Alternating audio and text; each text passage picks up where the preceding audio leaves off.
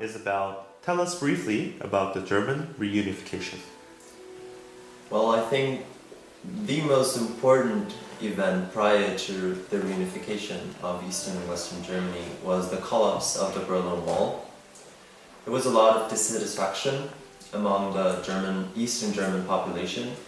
So, especially in 1989, there was a lot of turmoil going on. People took it to the streets. So the Eastern German government passed a law that allowed free travel for the people from Eastern Germany to go to Western Germany.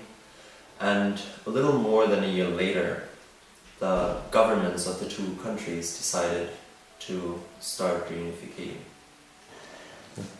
What about the perspectives of East Germany and West Germany about reunification? How did they think about that? Well, apparently a majority on both sides of the border wanted reunification.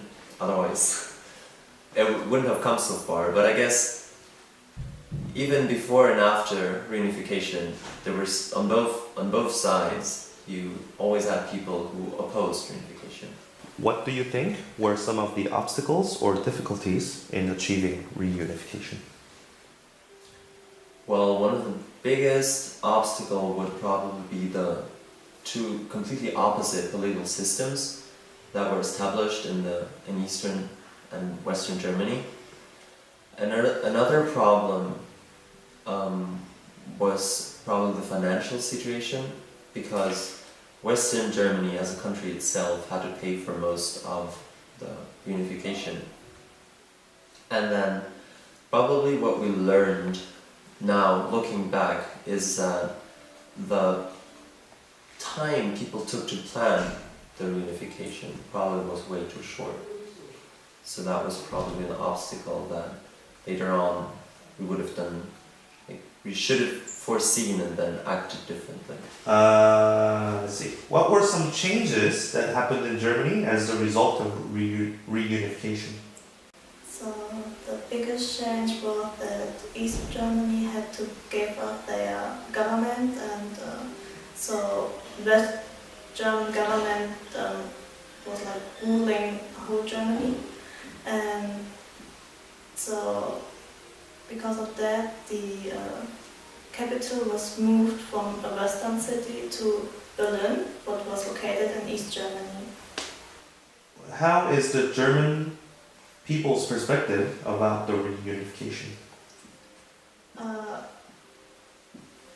Most of them are happy, but there are also big difference still, because when Germany was reunificated, a lot of East Germans moved to West Germany, and so West Germany wasn't happy about it and still aren't happy about it.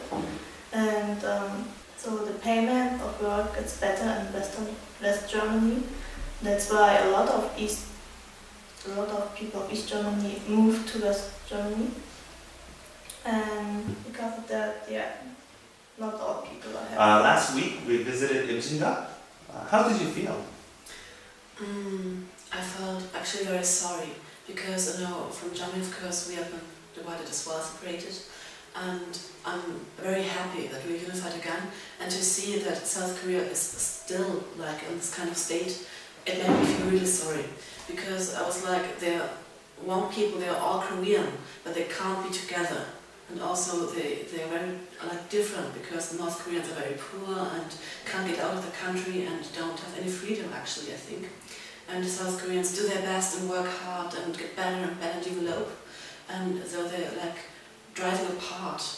And I think that's a big problem as well. I was very sorry. Very good. And next question is there any advice or things you want to say to the Korean people about unification? Yeah, I think you should never give up.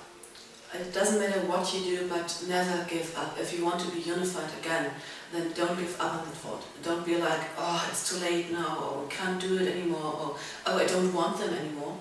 Just believe in it. Believe in it and do your best.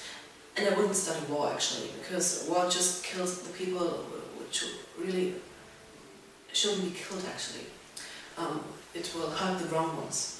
So make it peaceful and try to help each other, and maybe some communication and some exchange, just step by step, and even if it takes a long time, if it's like peacefully and always ongoing, at any time, someone, you will be unified again. I think so.